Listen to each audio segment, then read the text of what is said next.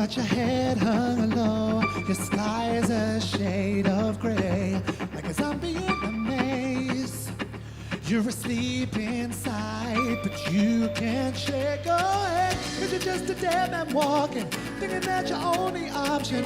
But you can flip the switch and brighten up your darkest day. Sun is up and the colors blinding, turn the world and redefine it. Leave behind your never mind, you'll never be the same. Come alive, come alive, go and light your light. Let it burn so bright, reaching up to the sky, and it's open wide. You're electrified when the world becomes a fantasy, and you're more than you could ever be, 'cause you're dreaming with your eyes wide open. And we know you can't go back again to the world that you were living in, 'cause you're dreaming with your eyes wide open. So come alive. I see it in your eyes. You believe that a lie, that you need to hide your face, afraid to step outside. So you lock the door, but don't you stay that way. No more living in no shadows. You and me, we know how that goes. 'Cause once you see it all, you'll never, never be the same. We'll be the light that's shining, back alive and keep on trying. You can prove there's more to you. You cannot be afraid. Come alive, come alive. Go and light your light. Let it burn so bright, reaching up to the sky, and it's open wide. You're electrified when the world becomes a fantasy, and you're more than you could ever be, 'cause you're dreaming with your eyes wide open. And we know you can't go back again to the world that you were living in, 'cause we're dreaming with your eyes wide open. So come alive.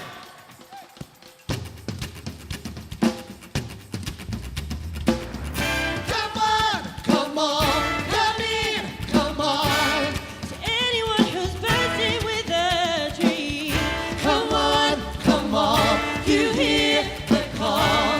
To anyone who's searching for a way to break free. break free. When the world becomes a fantasy, and you're more than you could ever be, 'cause you're dreaming with your eyes wide open.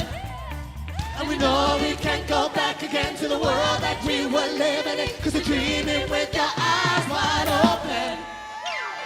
More than comes a fantasy, when you're more than you could ever be, 'cause you're dreaming with your eyes wide open. And we know you can't go back again to the world that you were living in, 'cause you're dreaming with your eyes wide open. 'Cause you're dreaming with your eyes wide open. So come alive.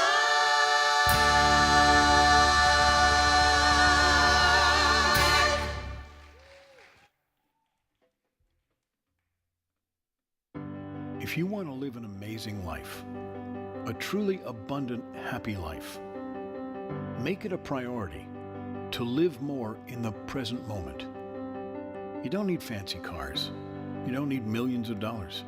You don't need things. All you need is within you now. All you need is this very moment, right now, this precious present moment. To be part of all the miracles that are around you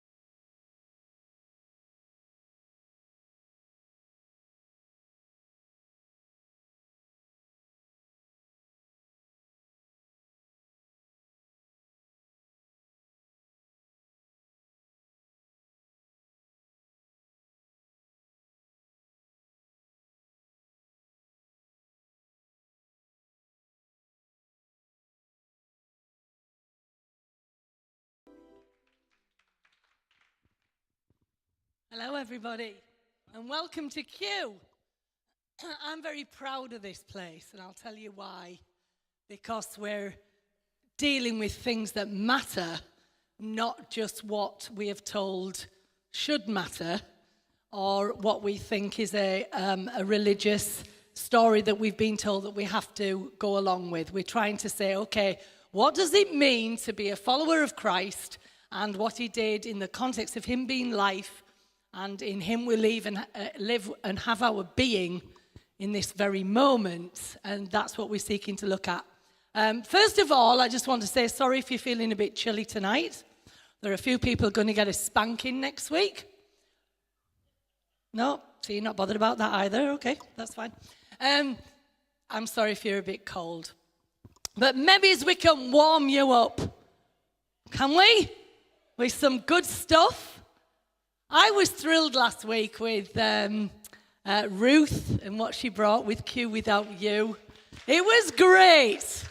And I love it when I feel people are catching me up. And I know that sounds very arrogant and proud, but it's lovely because I think, yeah, they're getting it. And it's lovely. I think great stuff. And we're hoping to take a little bit, another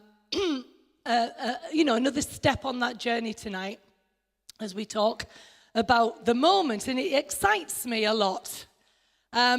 We talked last week about the concept and the importance of living in the now. And some of us understand this. We get it, that it's silly to drag the past into the now. And it's very silly to be constantly thinking about planning for the future in the now. We get it. It's not sensible. But somehow, knowing that doesn't change what we do. Isn't that the case? And we know that it robs the presence and the present moment of significance, but we still do it all the same. So if we're going to go on to take you further into the understanding of what it is to live in the now, we have to ask, how do we do it? What is this about? And we've spent a lot of time this week trying to break it down, and by no means will we do the full job tonight, but we're opening up the conversation, and I hope you're prepared to do that with us, because we do believe this is for your good. Now, we're actually very good at the practice of doing. We all know how to do stuff, and we get along and do things, but we're not actually very good at the practice of being.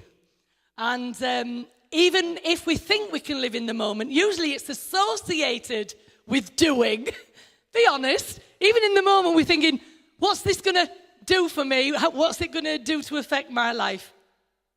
So it's our intention to clarify this tonight, because living in the moment is far more than just concentrating on what I am doing right now. So I'm on this stage, I'm stuck here, I am present, I am in this moment, but it's a lot more to do with that.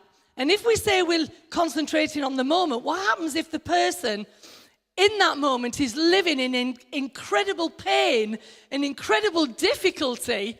What then? It's a bit of a different story, isn't it? So it has to be something deeper than that. So living in the moment is nothing to do with what is going on.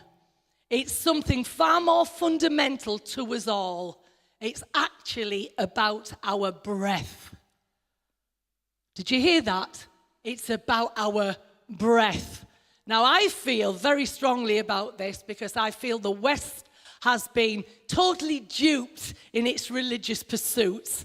And whereas the East went and pursued far more fundamental things about being and presence and the I am nature, we got sent down another alley. And I think we're trying to correct that a little bit. And I'm quite happy to be a bit unconventional and maybe be called a heretic, but that's all right by me. So it's about breathing. Now, in all the religions of the world, there is a word that's central to beliefs and represents the energy or the life flow that is in everything. And, if it's in India, it's prana. Chinese, it's the chi. In Greek, it's pneuma. In Hebrew, it was the ruach. For native Indians, it was the Great Spirit. See, it's the thing that unites all humanity. It's the breath. It's the air that we breathe. And we're going to talk about the importance of breath tonight. So are you aware, get this right from the start, that every time you focus, now I didn't say breathe, but I said focus on your breath, you actually focus on God. That is quite a powerful thing to say.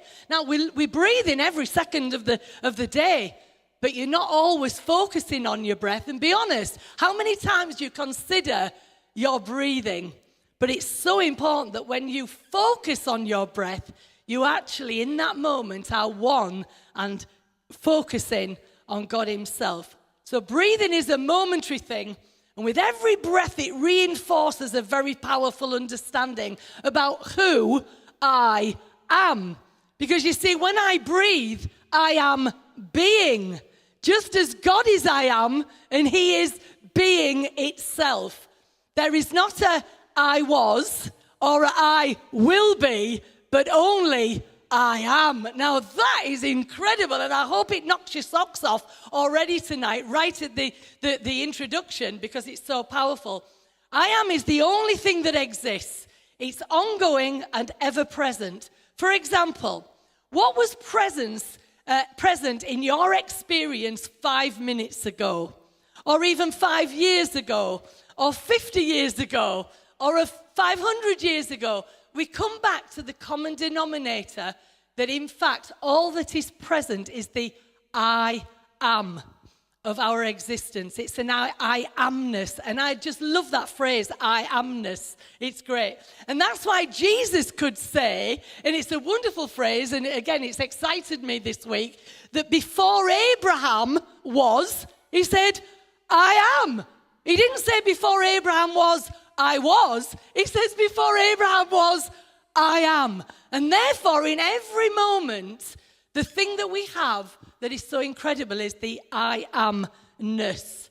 So when we recognize that this I amness is actually the name of God, we find that God is as close as the air that we breathe, and God is available and accessible as the thing we do automatically every second we breathe.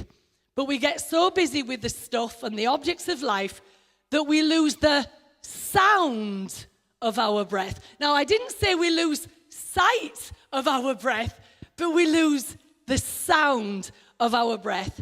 And here in the West, we have not been encouraged to listen to our breath. And in fact, we have been told that it wasn't important and that God was to be found somewhere else. But tonight, I want to encourage you as you listen that God is actually in every breath that we take. Thank you.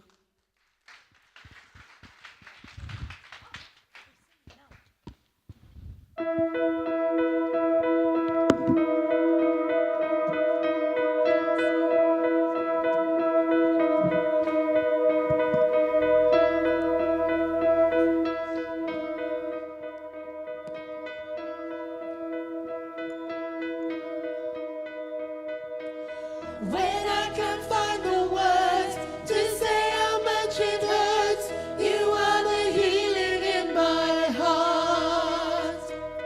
When all that I can see are broken memories, you are the light that's in the dark. You are the song I'm singing. You are the air I breathe in. You are the hope I'm needing. Oh, you are. And when my circumstance leaves me with empty hands, you're the provider of my needs. When all my dirtiness has left me helpless, you are the rain that washes me. You are the song I'm singing. You are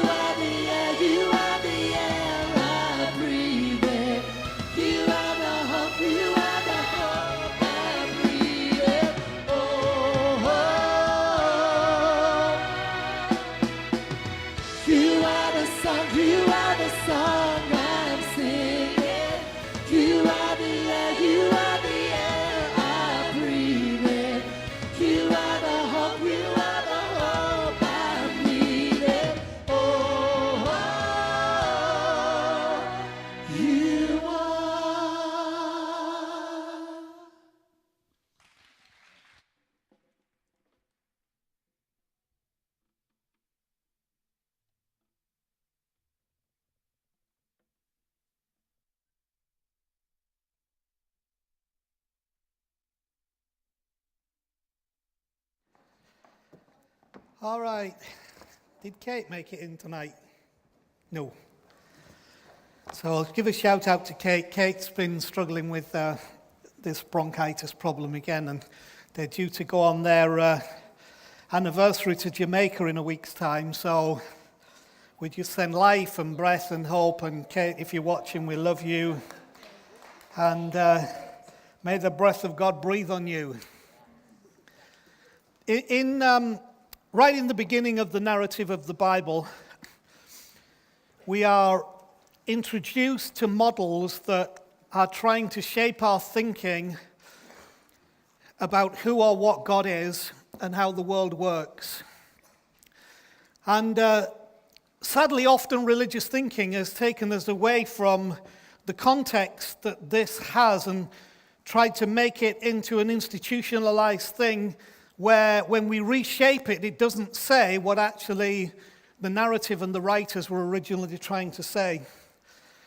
And there is a lot more significance in the verse in Genesis in chapter 2, verse 7, when it talks about God forming man from the dust of the ground and breathed into him the breath of life.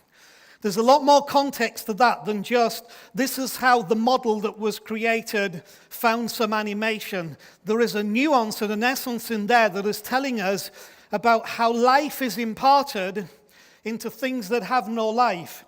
And right from the beginning of Genesis in chapter 1 and verse 1, we're introduced to this idea of breath and spirit and creation and the solving of chaos and the coming of life. And it uses poetic words because it says, in the beginning, God created the heavens and the earth. It was without form, it was empty, it was void. And it talks about the Spirit of God moved over the face of the deep, which actually the Hebrew word there is ruach. And the Hebrew word for ruach is the same word as the Hebrew word for breath, in the same way that the Greek word pneuma is the same word for breath. And both of those words also mean breath and mean spirit. And then from that it says, and God said, and then we begin to see a transition of things from the words that come because of the breath that is breathed from the God who exists. Now, what's interesting about that is that as that story develops, one day this guy called Moses is talking to a bush. Which, you can get in serious trouble for talking to bushes, I suppose, unless you're Prince Charles, who he seems to do it. I'm not sure the bush talks back. But in the context of this wonderful story, it appears that in the writing that God appeared to Abraham and spoke to him from this bush that was burning. Now, the significant thing about that is that was an attraction that drew Moses, and the attraction was not bushes can burn and not burn up. The attraction was God got Moses' attention and God wanted to show him something. What is interesting in that is that Moses had the nerve to ask God, who are you? And he took it one further. God, what is your name? What are we supposed to call you? How do we refer to you? The good thing is God was gracious enough to answer, which is probably a bigger miracle than the burning bush or anything else, that when Moses challenged him, God was gracious enough to answer. But the name that he gave is recorded in the original Hebrew as YHWH, or sometimes people put a V, not YMCH. That's another story. That's another song. It's not the same thing. But it was YHWH. Now, what is interesting is that word that God said his name was is not made up with any vowels. And vowels are what give a word their sound. So God's name had no vowels. It was only made up of the consonants that in the Hebrew alphabet are articulated with the lips and the tongue. And rather than being articulated with the lips and the tongue, they are breathed with the tongue relaxed and the lips apart. You can't, if you make form words, you use your tongue and your lips to form words. But YHWH was spoken without the lips and the tongue. Why? Because you could only breathe the word. The Yah was from breathing in and the Weh was from breathing out. Now, we added some letters to make it sound okay, which was, how many of you are familiar with the word Yahweh? But in Yahweh, we added letters in there that were never meant to be there, which then turns it into something it was never meant to be, because we've now turned God into something that is measurable, that we can name, rather than something that has the power of breath that you cannot name, but its presence has creative energy with it. God breathed. And throughout the Bible, you will see God breathed. When he gave his spirit, he breathed. He breathed into dead bones in the book of Ezekiel. And every time God breathed, life happens. And life happens because he breathed. Now, what's interesting is this YHVH or YHWH, however you would be your way of writing it, was considered literally an unspeakable word for the Jews. And so Jews would never use that word because they said the name of God is unspeakable. And the problem is that they didn't do that because they insisted that the name of God was so holy that we dare not speak it because of how unworthy we are. But the truth is, we couldn't speak it because it wasn't a word that you speak. It's a word that you breathe. And you hear the sound of the breath. And when you hear the sound of the breath brings life. See, a wonderful question arises from this that I think is quite exciting to the imagination. What if the name of God is actually the sound of breathing? What if it's not something you locate down to a physical human tag of this is the name tag for the divine? What if it's bigger than that and greater than that and more than that, to where it actually is brought down to the sound of breathing? When we consider it this way, God is suddenly as available and accessible as the very thing that we do constantly, which is breathe. And one of the things religion does, it wants to make God inaccessible so itself can fill the gap between the inaccessibility of God and the failure of humanity. And so we create a priesthood between us and God. But you see, Jesus came to break that down. He became the breath of God, the Word of God made flesh, who was the breath of God, who came and brought that life. What's interesting is if our breath is the name of God, then the first thing a baby does when it's born is speak the name of God. Yahweh, Yahweh. And the last thing a person does before they close their eyes in this thing that we call death is speak the name of God. Yahweh. Each last breath declares the name of the Creator. Each first breath declares the name of the Creator. So think about the miracle of breathing. You can't take a breath yesterday and save it for today. And you can't take a breath today and save it for tomorrow. You can only breathe now. But what I propose to you is that in the wonder of the mystery of the divine and his creation, he made it that every moment that you breathe, God is present and God is sounding. And that sound can create within all of us because it's Yahweh, Yahweh. Speaking. The breath you breathe today, the now. See, this unspeakability has long been recognized, but now we know that it goes even deeper, and we'll cover more about that.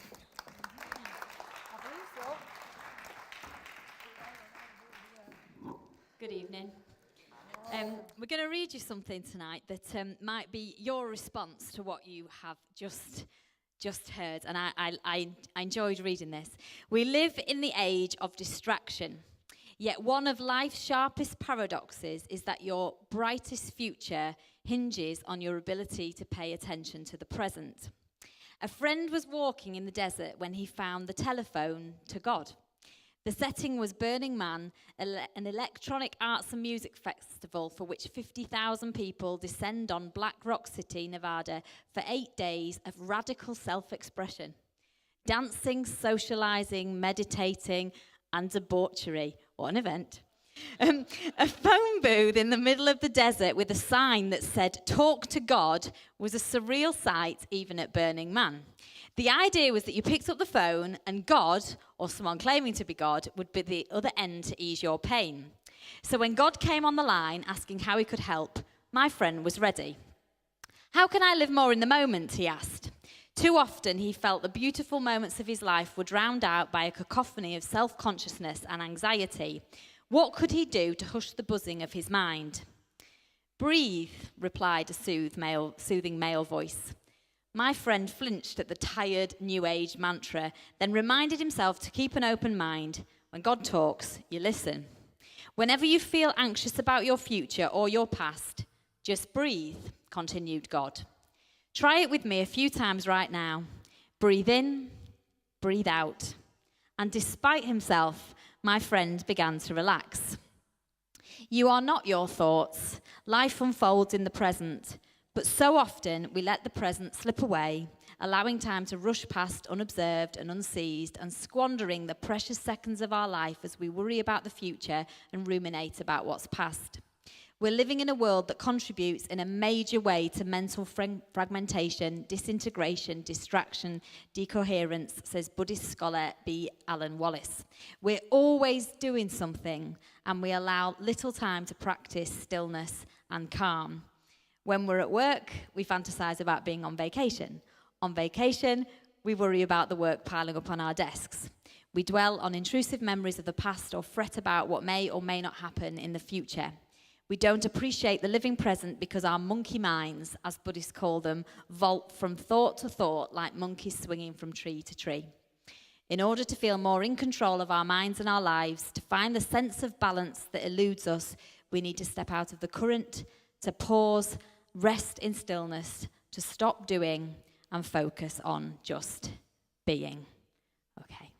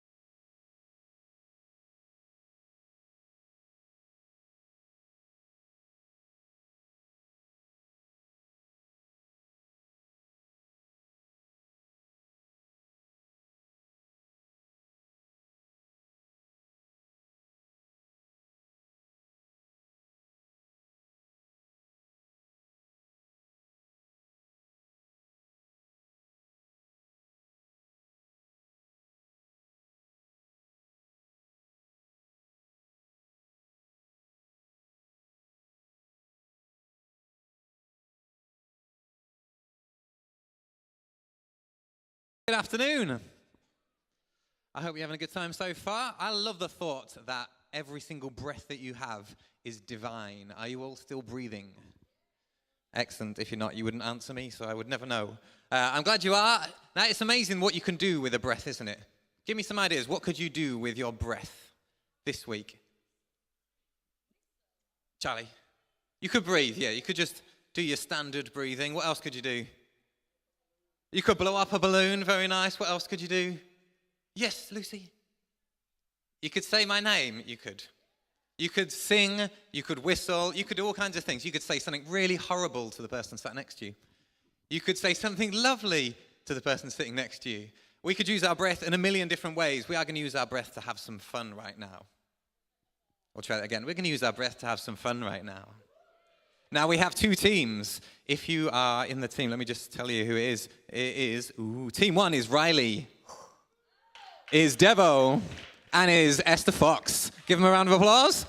And Team 2 is Ollie, is Jenny Flint, and the lovely Phoebe. Where are you, Phoebe? Up you come. So we've got Team 1 and Team 2. Beth, if she's baby-free, is very welcome to come and help me and grab a mic. Now, Steve, you can be Team Red, because I wouldn't put you through the pain of being Team Blue as a Liverpool fan. Now, grab a mic, any mic. We have ping pong balls. So we're going to have one ball per team. Steve, you can be team captain. Jen, you can be team captain. Now we have straws. Take a red straw for you guys. Red straw. Oh, there you go. Very good. Blue straws. Okay, here's the aim of the game. You have to use your breath, one at a time, to get the ping pong ball from there, round your cone, and back again. Oh, I know, it's exciting. The winning team that gets their ping pong ball there and back again 3 times will win a Thornton's Cheeky Elf. It's way more exciting than that. And the second place losers will win a Dairy Milk Caramel. I'm not sure which one I'd rather have. Okay, are we good? Who's going to win this? Team Red? Let's have a shout. Not bad. Team Blue? Team Red? Team Blue? Okay, we're going to need to pop a bit of banging music on in the background for us, Rob. Are we ready? On your marks. Get set. Go, go, go! Steve, go on. Bit of encouragement. Come on. Yeah, we need you to cheer a little bit, I think. A bit of cheering, because this is quite... No hands, no hands. All right, come on, Steve. You got to blow, Steve. Team Red. Team Red. Team Red. Steve, we're over here. Come on, Esther Fox. Bit of encouragement. Come on, everybody. Go, right, next person. Go, go, go, go. Go on, Riley. Blow, blow, blow. Go. Big pump. Big pump. We're going backwards. Come on, this way. Come on, Riley. Quick. He's going off it. Quick. Oh, he saved it. Quick. Where's Riley gone? Go on. Come on, Ollie. Ollie, that's the wrong pin. It's his neck and neck. Come on, Ollie. What's he doing? Come on. Red. Blue. Ready. Come on, Ollie. Team Red. Come on, Riley. Oh, Ollie, Right, it's Phoebe and Esther to finish it off. Show us to go. Watch out. Go. Oh, it's Jen. Go on, Jen. Good job. Riley's out of breath, but he's okay. Come on, Esther. Come on, it's neck and neck. Oh! Team Red! Oh, victory dance. Go on, do that again. That was good. Victory dance. Well, let's have a round of applause Victory dance ever. for Jen and her Team Blue. He's still dancing. Well done, Team Blue. Well done, Team Blue. Well done, Team Blue. Pretty sad Amazing. Riley wants to give his to me. Oh, no, he doesn't. But the presentation, let's have a massive Steve, cheer give for it Team all. Red. No, it's there. There you are, Stevie. There we go. Oh. No, I Right, need take a that bow, either. everybody. May Oh, we what's use that? our breath this week to have a whole load of fun and to make the most of every moment. There's a little video now where we're going to find out how we might use our breath this week to find out what's going on. Here we go. Good afternoon, QChurch. I hope you're all well and being inspired this afternoon. There are all kinds of activities going on here at Q, and none of them will be possible without people like you. So, if you'd like to find out more information about what's going on this week and how you can get involved, just go to qyork.co.uk and click What's On. On Wednesday evening this week, Chris will be speaking at IQ. This last week, Anth brought some great thoughts on the question, who or what is God? And Chris will be adding her thoughts and findings to the conversation this week. Everyone's welcome, doors open at 7:15 and entry is free. Now remember, you can watch back all the talks from our weekly QChurch get-togethers on our YouTube page, youtube.com/Qchurch York. Now, next Wednesday on the 5th of December, we are going to have a bauble decorating evening in the back hall. Now remember, once we've painted our baubles, they'll be decorating our collective community. Entry will be free that night and it will be loads of fun.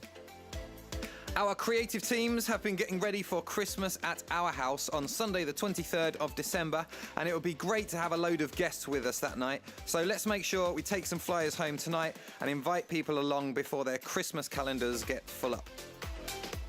Now, we want to help people in need this Christmas, so if you know people that are really in need of some support, please contact the office and we will see what we can do to help.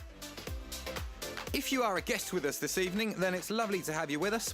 If you'd like to stay in touch, then you can subscribe to our free text service by simply texting your full name to 07852 622 101. You'll also find a Welcome to Our House card on the pew in front of you, which you can fill in and hand to a steward.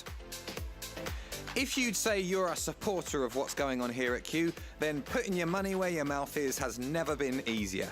You can make a donation wherever you are by clicking on the donate button at qyork.co.uk. It is simple, it's safe, and it's secure.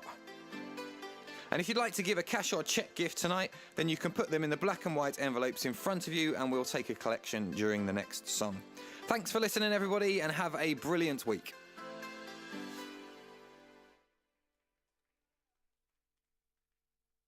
Mr. O'Hare, what we've got for you is something that is going to take O'Hare Air to the next level. Now, Mr. O'Hare, I know what you're thinking. 1, I've gotten rich selling people air that's fresher than the sticky stuff outside. 2, and here's the important one, how can I possibly make even more money?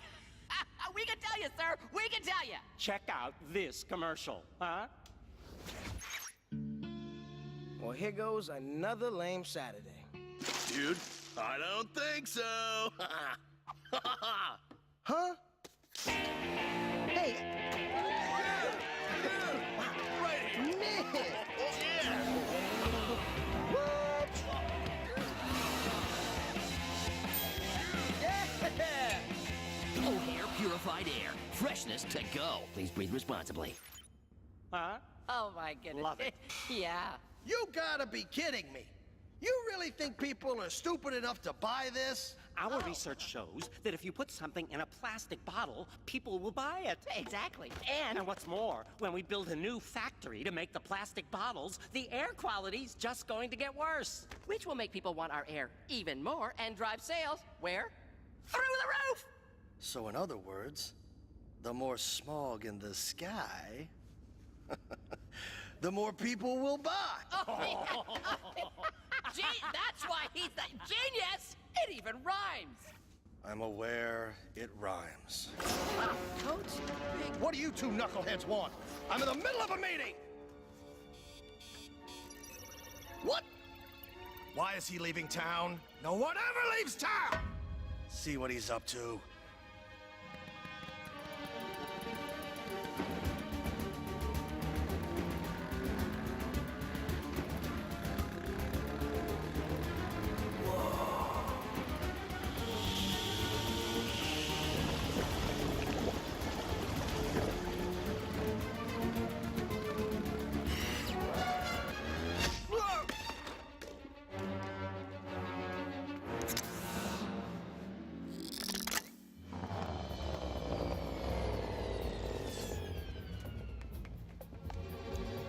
Hey, Ted, right? Mr. O'Hare? So, I hear you've become interested in trees. What's that all about? Where did you hear that? Oh, Teddy, there's not much that goes on in Thneedville that I don't know about. Here's the deal. I make a living selling fresh air to people. Trees? Oh, they make it for free. So, when I hear people talking about them, I consider it kind of a threat to my business. Come on, I don't even know what you're talking about. You listen to me, boy. Don't go poking around in things you don't understand, or I'll be your worst nightmare. I'm Frankenstein's head on a spider's body! Yeah, okay, my mom's expecting me, so I'm just gonna... Of course. Now, go back to your family game time. Grandma just finished her turn. How did you know? Please, I have eyes everywhere.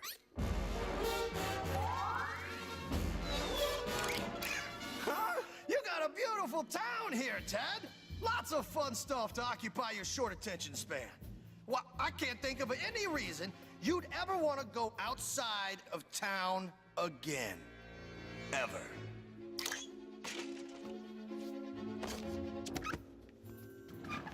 Okay, good talk. Really good talk.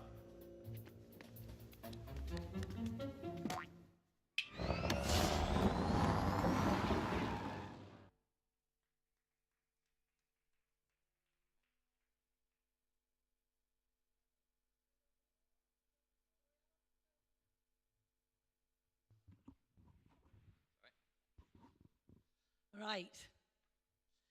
So, I always find that in 1 hour on a Sunday, we're having to be very quick at getting over the points that we want.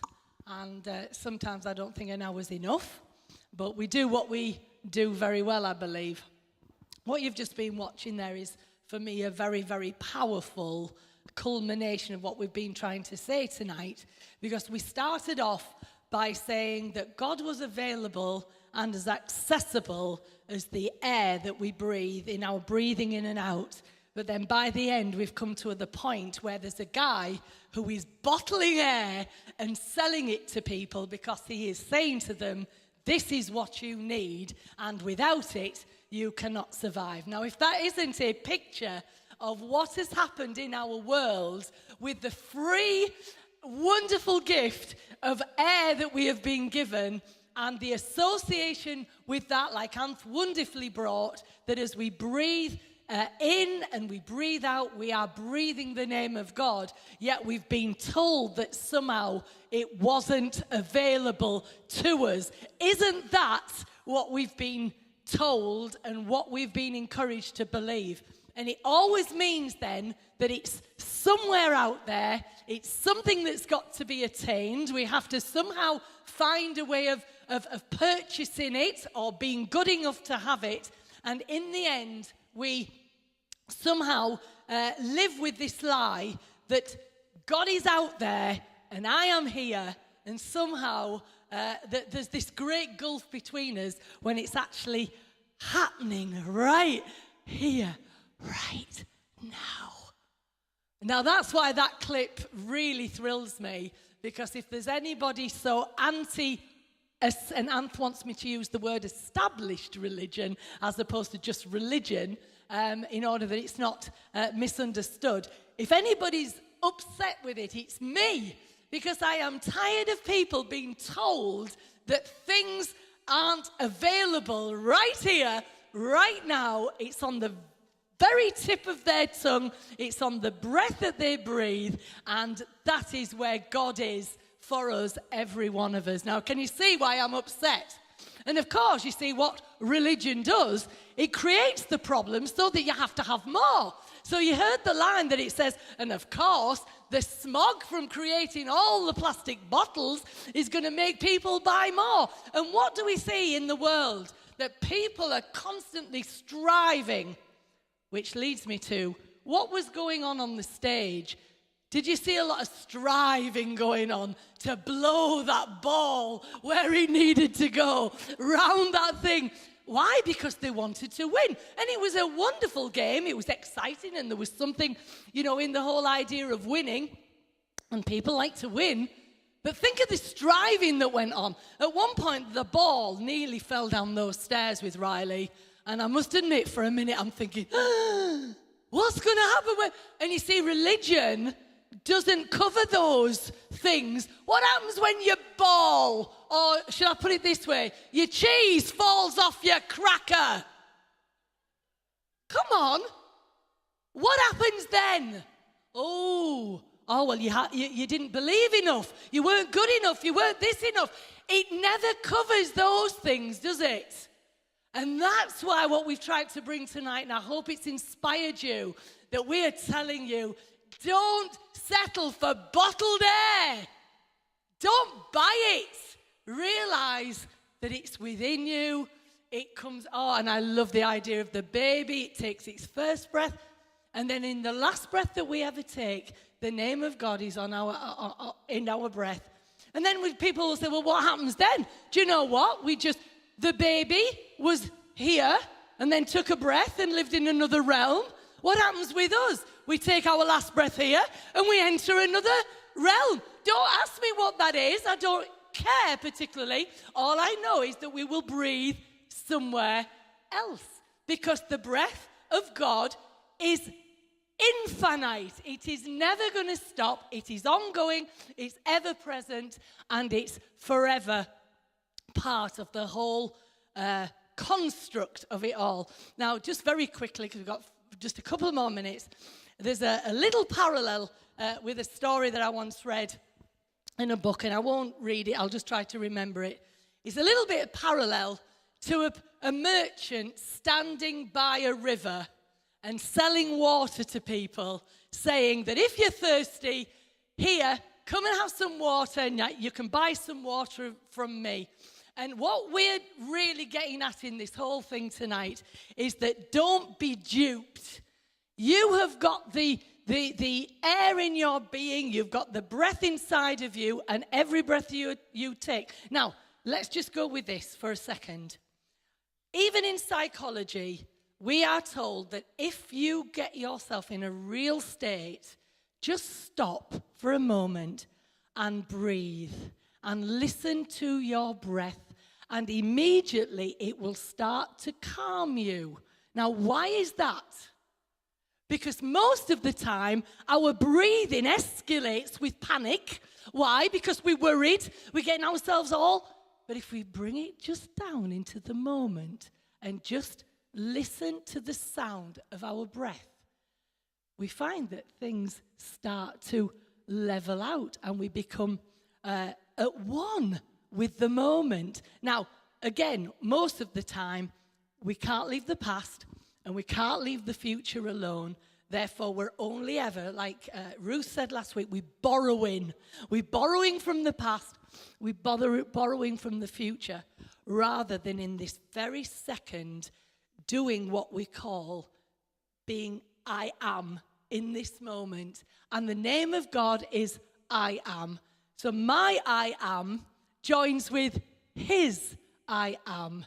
And in that moment, we are one. And what I would like you just to do right now is I want you just to breathe. Shut your eyes and just concentrate on your breathing. Breathe in and out a few times. Now, what's interesting is your mind will try and stop you concentrating on your breath.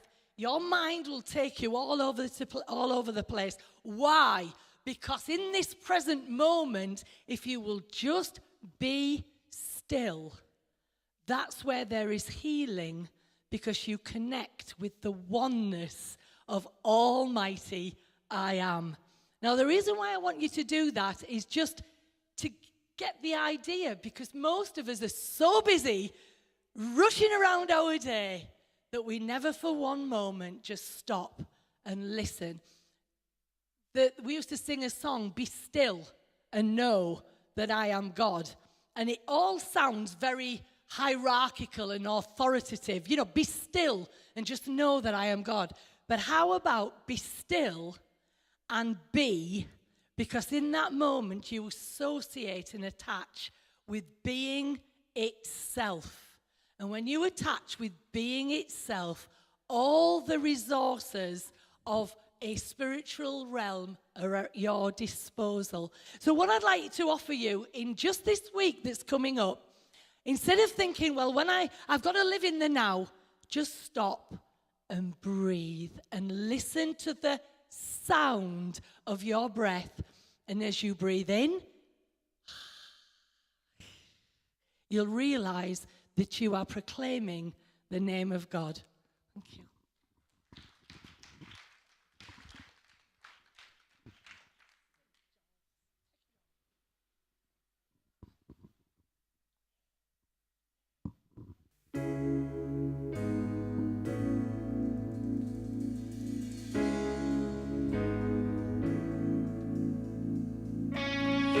I was born in a thunderstorm.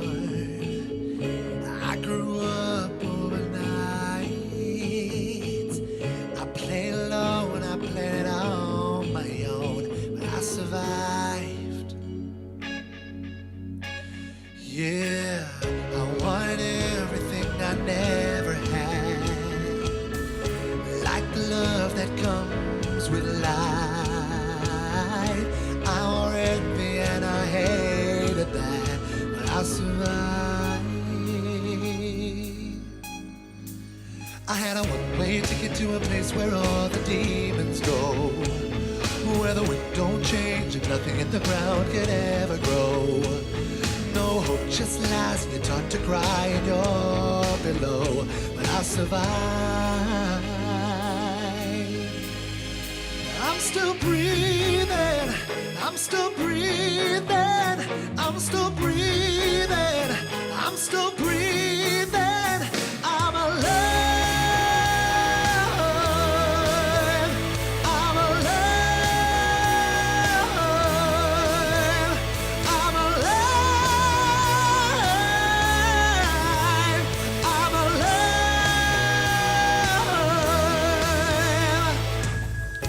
I found solace in the strangest place, way in the back of my mind. I saw my life in a stranger's face, and it was mine. I had a one-way ticket to a place where all the demons go, where the wind don't change and nothing in the ground can ever grow. No hope, just lies, and you're taught to cry and you're below, but I survived. I'm still breathing, I'm still breathing, I'm still breathing, I'm still breathing, I'm alive, I'm alive, I'm alive, I'm alive. You took it all, but I'm still breathing.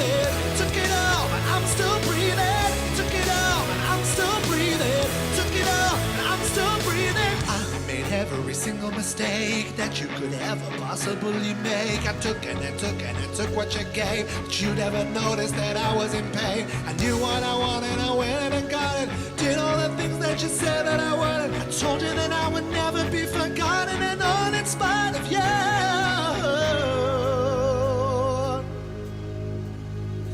I'm still breathing, I'm still breathing, I'm still breathing, I'm still breathing, I'm alive,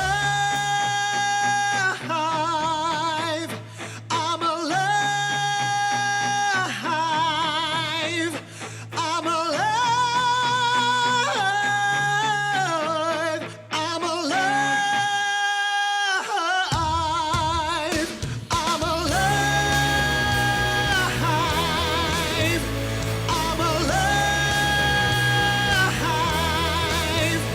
I'm alive.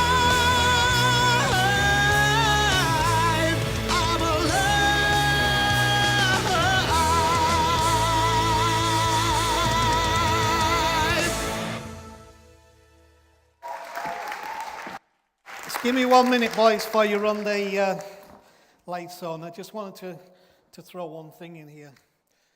Because some of you will listen and think it's all right for everybody else, but if we are made in the image of our Creator, And if we believe that the universe is a created thing and not an accident or by chance, then it would mean that who we are reflects who God is. Otherwise, for all of you that say we're made in his likeness and his image, if you don't believe that, you don't believe we're made in his likeness and his image. You believe we're made in some lesser thing. And the reality is this, that how many of you, since you walked in this building tonight, have thought about breathing? You see, there are two ways that we work, that God has created in us and in the universe. One is called voluntary. Voluntary, I can lift my arm, I choose to lift my arm. I can turn my head, I choose to turn my head. But I have no control over breathing. So I can breathe fast, I can breathe slow, but you're going to breathe. You are going to breathe. You will not stop breathing. You will breathe because it's called involuntary. Every major organ in your body operates involuntarily, which means you put no effort or design into making it do what it's supposed to do. It does it because you were made that way. My point is this, that we breathe involuntarily because God built that into us, so that every one of us, all of the time, are breathing in the essence of who he is and breathing out the essence of who he is. So he is all around us, just like the oxygen, and he is within us, is outside of us, is within us, and we breathe. And the consequence of that is something called life. You actually don't have to try to do everything you need to do in order for that divine life to flow in and out of you. It's already happening. What you have to do is acknowledge it, recognize it, and live with it in this moment as you breathe. As Chris said, when you breathe in and breathe out, live in this moment, and with gratefulness, thank the Creator, the divine God, that he is with you, he is in you, he is upon you, he is around you, and what will flow out of you will always be life. Receive it tonight, make it yours.